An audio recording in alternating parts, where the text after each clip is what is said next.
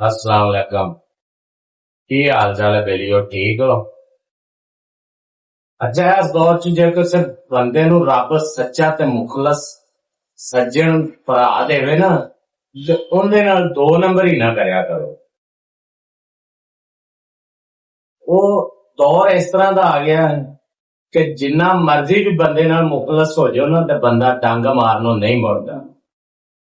पिछले दिनों च मैं ना मोबाइल लेना सी, ते बंदा मेरी एक दुआ सलाम वाला सी, ते मैं उन्होंने कहा भी यार ना कोई 15-20 हज़ार तक मोबाइल चाहिए। ते उन्हें मैनू कहा भी फलानी थां ते बड़ा मेरा तलक है, ते उत्थे चलदे हैं, ते उत्थों तुहानू मोबाइल लै दिन्ने आ। 15-20 हज़ार की रेंज तक मैं क्या चाहिए। असी खैर टुरे ते उत्थे पहुंच गए। जदों उत्थे पहुंचे ना, ते दुकान वाले नू जाके इस बंदे ने कहा कि इनू मोबाइल चाहिए, मेरा ना लिया, ते इन्हें ना 15 तो 20 हज़ार तक मोबाइल लेना। खैर मैनू उन्होंने मोबाइल एक दिखा, दो दिखा, तीन दिखा, मैनू मोबाइल पसंद ना आए। ते जेड़ा दुकान वाला सी ना, उहदे तो ज्यादा जेड़ा सी ना बंदा मेरे नाल गया, मेरी हेल्प करन वाला, ਉਹ ਮੈਨੂੰ मोबाइलों ਦੀਆਂ तारीफां कर करके दसे कि मोबाइल बहुत अच्छा, मोबाइल की क्वालिटी बहुत अच्छी है, ते लै ला।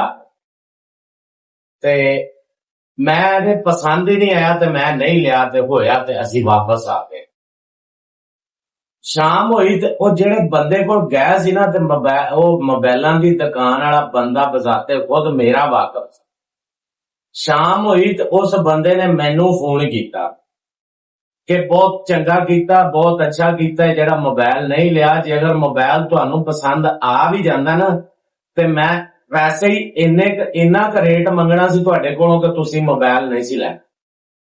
मैं कहा यार उहदी की वजह।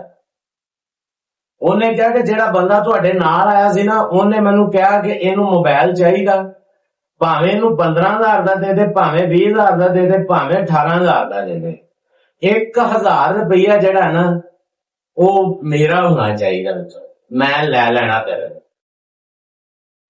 तो गल करन दा मकसद है कि असी बंदियां नू, मेरा बड़ा यार सी, हुण ना ते लेना नहीं, ना लैके मकसद ये नहीं कि अगले बंदे नू बेइज्जत करना, गल समझाउणी हुंदी।